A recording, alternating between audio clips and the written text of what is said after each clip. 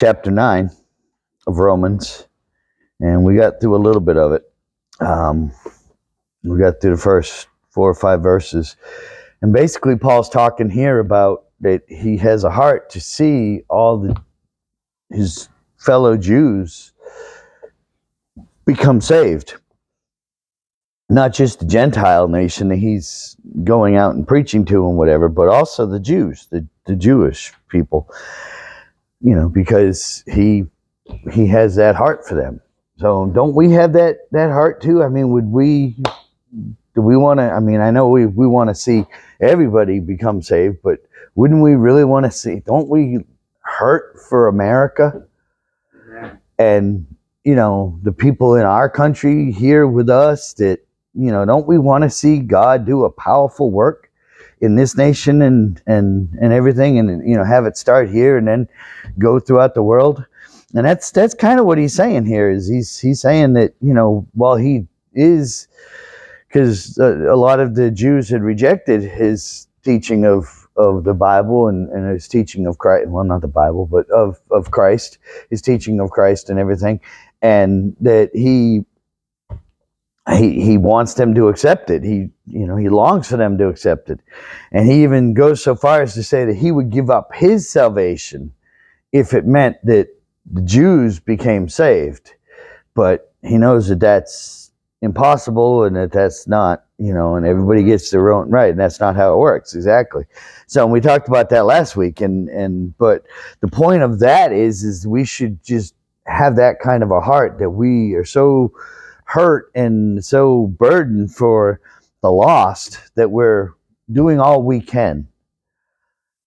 That we're doing all we can to help them to become saved and to see their need for Christ in everything that they do, and stuff. And so that's what he's expressing here in the first 5 verses.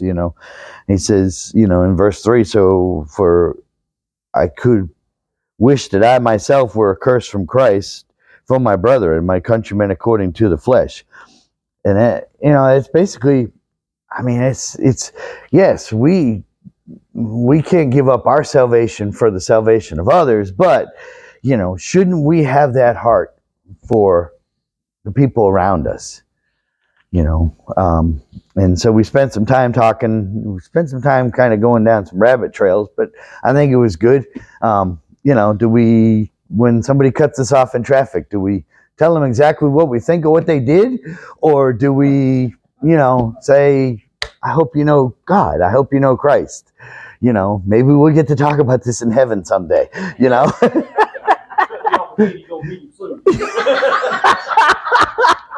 Right. Yeah, that's so yeah, right. Keep cutting me off and you'll meet Jesus. Yeah. Soon, yeah. So, so it's like that adage or something about, honk if you know Jesus, text while driving if you want to meet him. So, it's like okay. So, but yeah.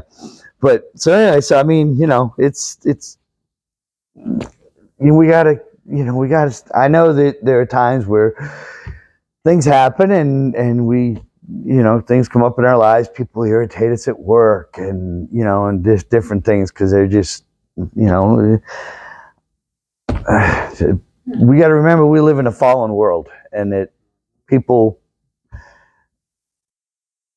have their own opinions and their own beliefs about things, and they're going to differ from us. Speak louder. Yes, you're right. They do speak a whole lot louder about their opinions. So, especially when they're mad about something. So, yeah. So, so that's, but we still gotta treat people with respect and love and have a longing for them to come to know Christ. And that's what he's saying here. And that's, I'm glad we took the time last week to talk about that and just go through those 5 verses, because I think that sometimes gets lost on Western Christianity, especially. In other countries, you got people that are dying literally risking their life and could, getting up every day and going out, and if they tell one person about Christ, they could be killed for it. Just right there. We don't have that fear. I mean, it could happen. It could, but it's not like we're not gonna be brought up on charges and executed in a public square and stuff like that for Christ. Not at this point, but there are people in the world that have that fear every day. They get up in the morning and they don't know if they're going to be home or not that night. They don't know if they're going to come home because, somebody, and, to a certain extent, we live our lives that way, that we don't know every day when we leave our house. We don't know if we're ever going to make it back. And that's just because of life and crazy drivers and other stuff that goes on. Accidents at work and different things, and people that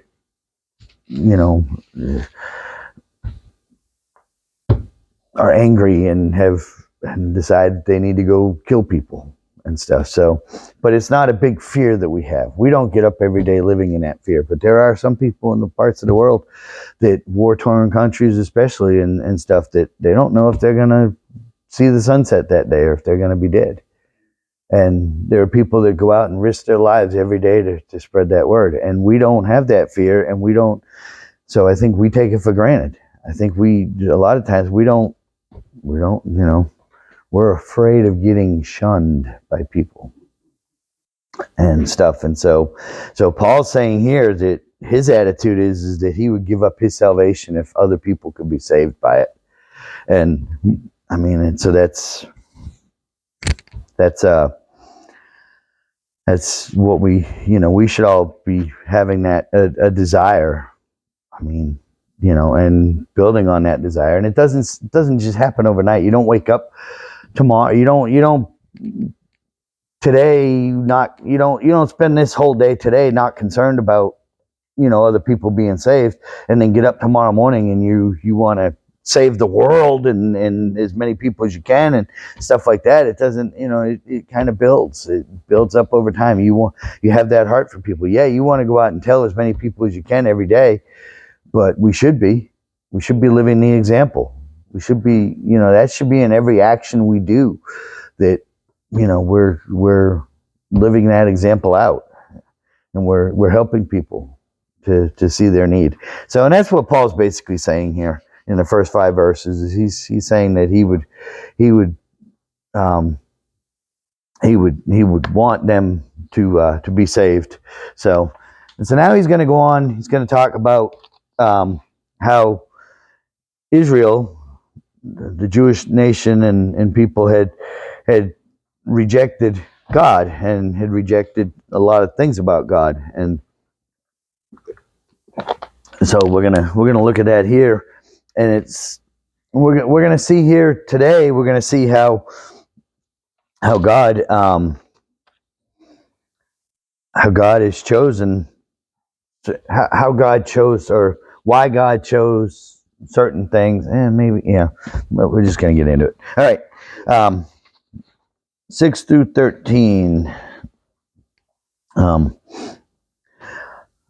But it is not that the word of God has taken no effect, for they are not all Israel who are of Israel, nor are they all children, because they are all seed of Abraham.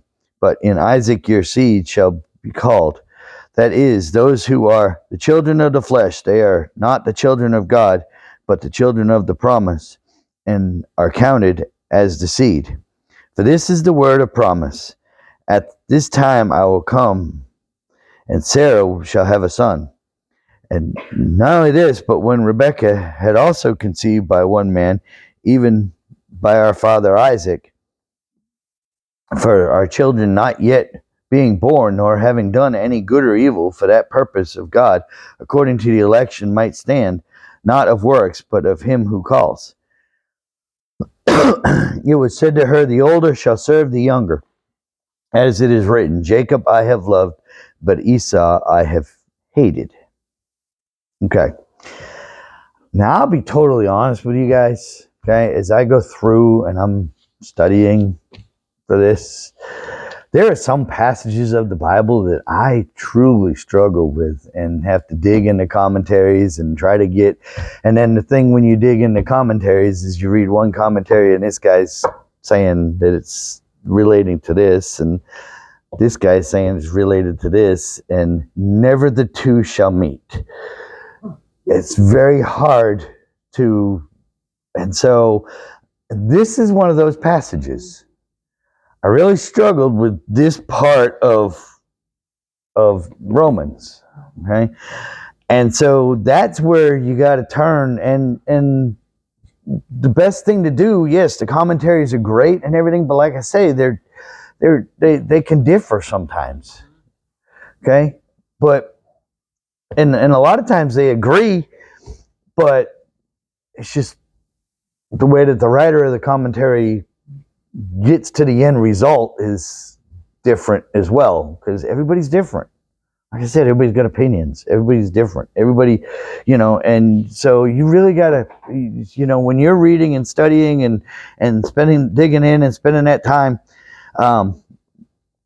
you got to be seeking God. You got to be praying to God and saying, okay. And that's what I do when I start digging into these commentaries is, okay, I start reading commentaries, and if I find that they're differing, either, most of them are going to differ on some points, but if they're differing in a large way, then I just start praying, and I'm just like, okay, God, show me what are you saying in this passage, okay? And so that's what I did here. I really, and I went back and I studied and kind of take something from all of them and try to mesh it together and stuff. But basically, what it looks to me that Paul is saying here is, first of all, let's relate this, okay? So you are a wealthy person.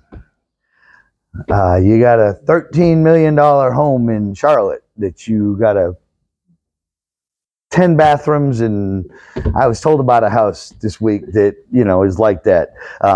So, you got a huge house up there and stuff. And, we know that some people have really, really big houses because they have the money and they can afford it, sports athletes and CEOs and all that other stuff. So you're one of those kind of people. Okay. You got 2 sons. Who do you leave your inheritance to? Anyone? You just leave it to. Asking anyone. Oh. Okay. You're being Bueller. Okay. You don't even see each other. Okay. Yeah. Right. You don't even see you. Right. I get So. 5 bathrooms. Yeah. Right, you can clean it. Yeah. Right. All right. So. All right. Let me back up here. All right. All right. You would split 50-50. Okay. Yeah, I think that's what you're looking for. No, that's not what I'm looking for, but okay, huh? It depends on the kid. Okay. Maybe you like one more than the other. Okay. All right. Okay. All right. Okay. So what would be all right, let's put it this way. What would be customary? Do you leave there you go. That's what I'm looking for. You leave the majority. Okay, so yeah, you do split, but what about, do you give a majority to the first son or to the younger son? The first son, right? The one okay. Well, that might not necessarily be the oldest, but yes. So, okay. But yeah, I mean, so, all right. So, this is the problem with middle children. The older one gets the most, and the younger one's always the younger one. So you got to watch out for them more. So you got to make sure they got in the middle. Just nothing. Yeah. Well, We'll have this conversation later. Yeah. Yeah. Right. Okay. So what we have is that in that the oldest would be the heir. Okay. Look at royalty. Who gets to be the next king? The oldest or the second in line? Or the second one? The Oldest. And then his children bought the second in line. Right. The second in line gets shafted because you know if that kid if the oldest has a male son, then just watch The Lion King. That'll show you that. I mean, so I mean, but yeah, I mean, so exactly. So it would naturally fall to the oldest, especially in biblical days. It was always that the oldest would get. Okay, yes. Now we got where we try to split it up evenly, and even in the story of the prodigal son, the youngest he said, "Give me my share of the inheritance. Give me what's coming to me now." So even he was getting something, and so they were splitting it up then too. But he wasn't. If he wasn't the oldest, then he wasn't getting the biggest portion, And we saw, we see that the blessing and stuff that Isaac gave Jacob and Esau, even though Jacob kind of tricked, with the help of his mother, thank you very much, tricked his father, tricked his father and to get the bigger blessing, the bigger portion of the inheritance when his father was dying. She's a very good mother, isn't she? Oh yeah. So stellar. So, but it wasn't the only time that she obviously favored Jacob over Esau. So, but but and it talks about that. Okay, I mean, one of the verses I struggle with is 13. As it is written, Jacob I have loved, but Esau I have hated. Why would God hate somebody? Okay. And so it's not that he truly hated him, but it was just that Jacob found more favor with God because he, as much stuff as he did to deceive and con and everything else, he still, somewhere inside, God saw that Jacob was for him, was loved him. And everything. And so, and what it's saying here, and what Paul's saying here is that, okay, so you got two examples. You got Abraham, okay? Who is Abraham's first son? Esau. No, not Abraham. Abraham. Ishmael was the first son. Okay? Yes. Not born to Sarah, though. Born to the maidservant. I can't think of her name right now. I don't That's know. I don't know how to say it. Hagar, yeah. Hagar. Right. Not messed up. Yeah. Right? Okay. And so, But that Sarah prompted him to do that. yeah, again, yes, Sarah. Been prompted, but Yeah, Sarah. we're all, and we're suffering from that. I mean, humankind today is Yeah, still suffering exactly. from that Exactly. mistake right there. And that's exactly right. And so, okay, so Ishmael was the firstborn of Abraham.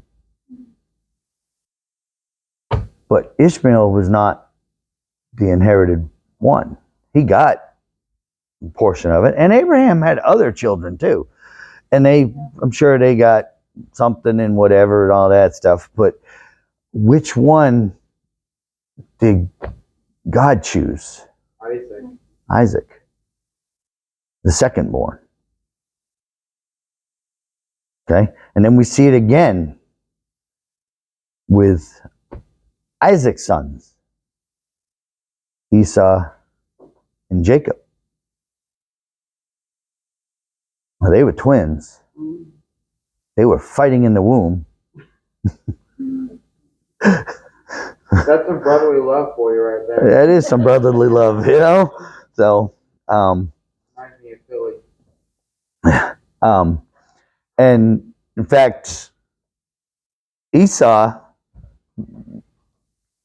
part of Esau came out, a foot or something, had come out of the mother, Rebecca, and nursemaid tied a ribbon or something around his ankle or whatever, and then I guess Jacob pulled him back in or something and was like, and because of the one that had the ribbon is the one that really came out first, or it's a whole story in there. It's in Genesis. You can look it up and go from there. But yeah, basically Esau was the oldest by minutes,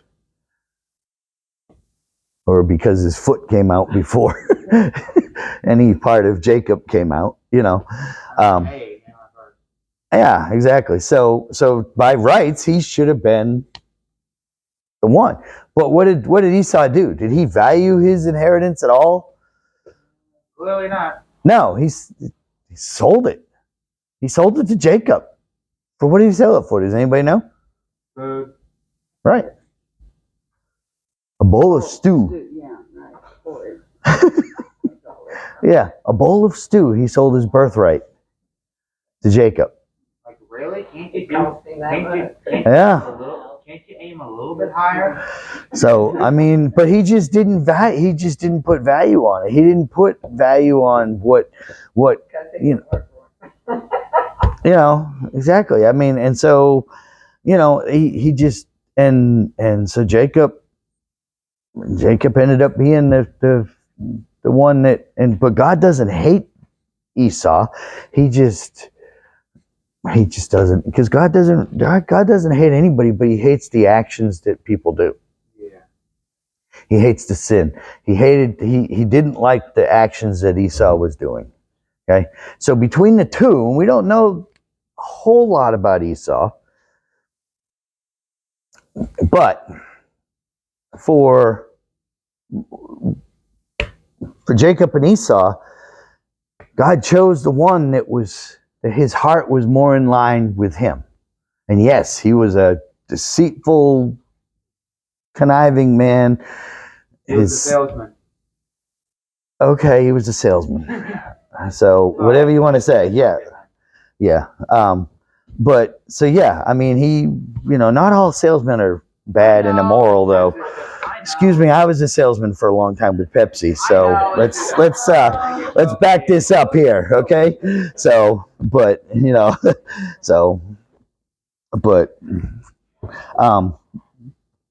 yeah, I mean, so Jacob had a heart more for God. And we know the Bible is full of examples of people that messed up, but still seek the Lord. Doesn't that give us hope that since we mess up all the time, that we can still be united with God through the work of Christ? Amen. And that's what he's saying here.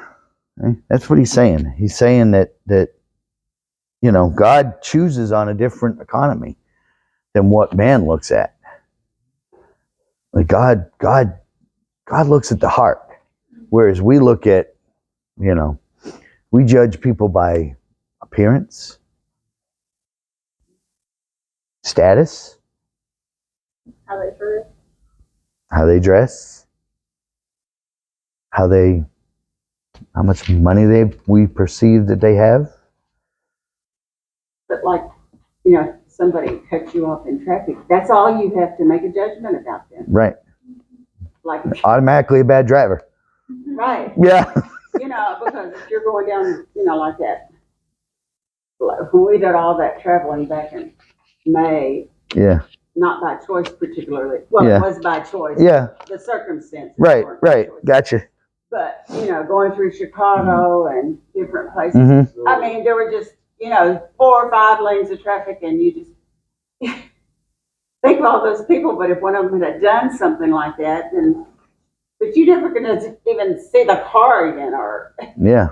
but Yeah. our little minds work like that, don't they? Yeah. Exactly. So, and that's, we're quick to make judgments and stuff, but we don't know the person's heart. We don't know, and especially when you're talking about traffic, driving, stuff like that.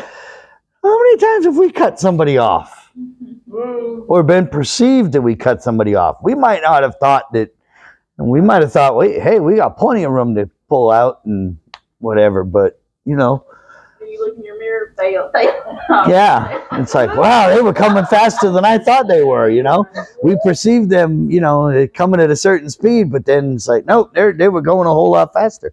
I got a buddy that tells me he rode with me a couple times when we were doing some work in my yard, and he's like, you just got to show somebody the light every time you drive, don't you? And I'm just like, got to get him to Jesus somehow, So, and I don't really think that I was that bad, but but Well, I knew that somebody done something bad if Hank ever pulled back the air horn in traffic. yeah, I mean, exactly. I might So, not have noticed what happened, but I yeah. somebody did something. Oh yeah, and when I Or he drove wouldn't have done that. truck too, yeah, mhm. but yeah, so This man rarely does. This man rarely gets mad at anything, or at least on the road. He's gonna be Yeah. Okay. So I try not to have road rage. It's but because I do try to understand that I've probably done the exact same thing at some point in time too. So but yes, so so the bottom line here I've taken out of this is that he's talking about Isaac and Ishmael. Okay, now we understand that one because Sarah was really his wife, and Hagar was just the maidservant, the concubine, whatever you want to say. And so a child by the concubine would not, even in royal bloodline now, if a child was conceived by somebody that was not the wife, that child would not have any rights or responsibilities or whatever. They would probably be taken care of, I'm sure. But as far as the lineage, the line, they wouldn't know. And so, and stuff. And so we kind of understand that one. But Jacob and Esau, it was just, God chose the heart. And now if Ishmael had a better heart than Isaac, Ishmael might have got chosen for, because God works on a different thing. And that's the whole point of this. Okay. God chooses people based on what he can see, and he can see their hearts. And even if they're just a troublesome person, Jacob had his issues. David had his issues. David couldn't control his family. David was not a great father. Hate to break it to you, but David was not a great father. And at some point, God's going to let me do a study in the life of David, because I really desperately want to do it for you guys. But he hasn't let me do it yet. And so I'm hoping, praying that he's going to let me do it here soon. But he wasn't a good father. He wasn't. His kids started civil wars. One of them tried to kill him. Right. So yeah, one of them overthrew him for the kingdom. And, so yeah, but he wasn't a good father. He had his issues. Okay. And that's not even talking about what we all chalk up to David as being his biggest sin, and what he did with Uriah and Bathsheba. Okay. We all know that, but just all this other stuff too. David made mistakes. Guess what? We all make mistakes. But David was called a man after God's own heart. Okay? So that's good. Jacob God was looking at his heart, because if we looked at what we knew, Exactly. Yeah. Jacob had a heart for God and wrestled with God. God came down and wrestled with him all night. and he wrestled with God. Now I know as powerful as God is, that God could have, but he learned. He got a limp for the rest of his life for his troubles. So I mean, there's a reminder that and stuff. God could have got away from him. He didn't have to give him that limp, but he was teaching him something. Everything we walk through is something to help us grow. Right. And yes, we may come out with a scar or a painful reminder, a limp, something. But that's a reminder of what we've been through. Right. Some people wear them as a badge, or a badge of honor, not a medal, but a badge of honor, that they've gone through that experience and come out on the other side with God.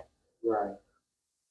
And so that's what we see here, but Jacob wasn't the firstborn, so really it should have been Esau that God should have been, but he didn't. Esau was not a man that favored God. It goes all the way back to Cain and Abel. Yeah. Yeah. Abel, his heart and his effort pleased God more than Cain's did, because Cain didn't put forth the effort and everything, and didn't have the heart to please God. He just went through the motions of offering. Here's some stuff that I grew out of the ground for you, God. Let me just give this to you and stuff. And Abel went and made an effort for his sacrifice, and that pleased God more. So, and that's how God looks at it. And that's what he's saying here. That's what he's saying. That God looks at it so differently than we do. So, and then, and in verses 14 through 16, he finishes it out here.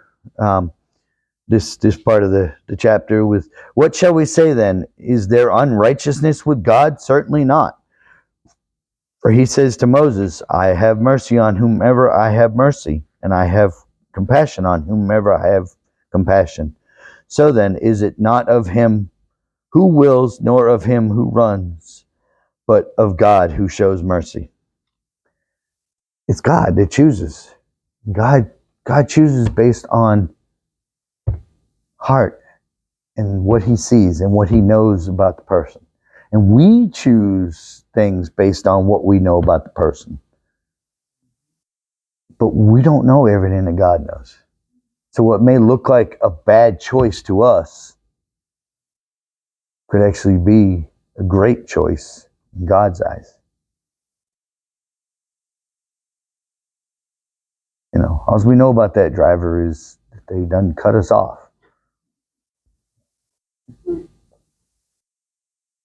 Okay? So I hope I made that helpful, maybe not, maybe a little better than clear as mud. But questions, comments, thoughts?